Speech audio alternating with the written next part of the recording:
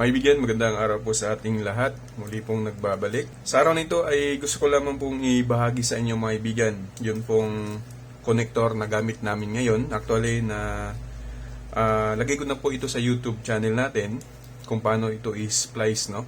So, isi-share ko lang siya kasi napakaganda ho talaga ng connector na ito sa experience ho namin. Ito yung gamit namin ngayon, gaya ng sinabi ko last video na in-upload ko sa akin pong YouTube channel.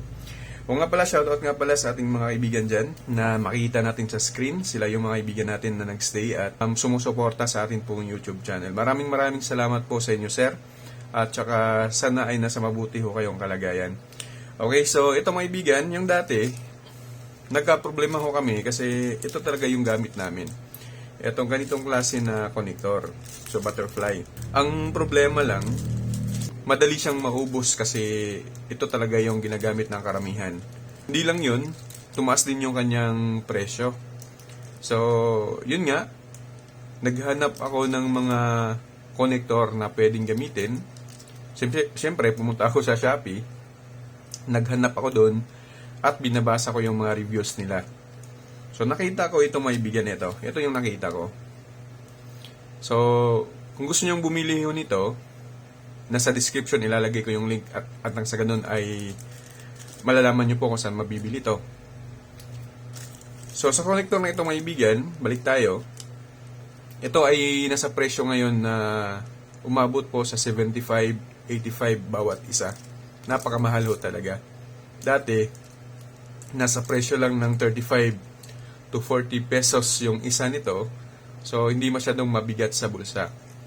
Kasi pag bibili ako sa Shopee ng 75 pesos tapos ibibenta ko siya dito ng syempre nagninegosyo tayo, mag-a-add lamang ako ng 20 pesos, aabot na po siya ng siguro mga 100 bawat isa. So syempre mas mahal, mas hindi agad nauubos ng mga customers. So ginagamit ko na lamang siya personal. Okay, so ngayon, napag-isipan ko na maghanap ng ibang connector na mas mura at saka mas talagang maganda yung performance, no? So, eto nga po maibigan, hindi po ito pagpo-promote lang. Hindi po ito kasinungalingan kasi na-experience namin. Ito nga po yung testing namin, ito.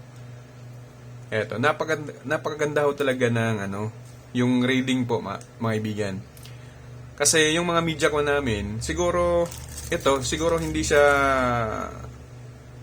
sa tingin ko lang, hindi siguro siya match doon sa MediaCon.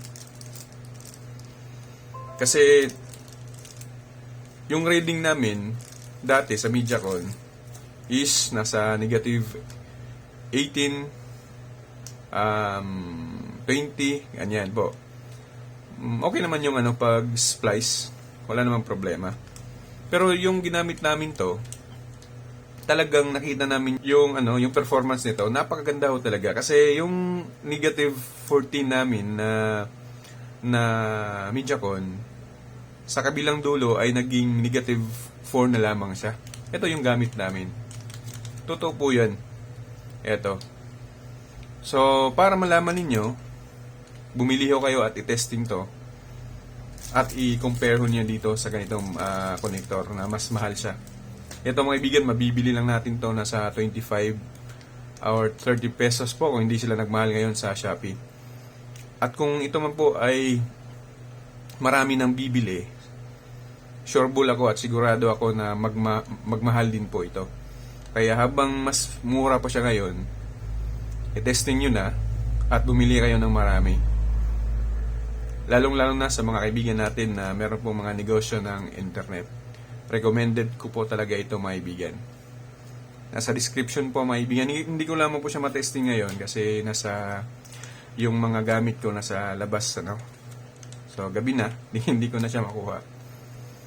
Kaya kung hindi pa ninyo to na testing, i-testing nyo na. Wala naman pong mawawala. Bumili lamang po kayo ng kahit 5 piraso.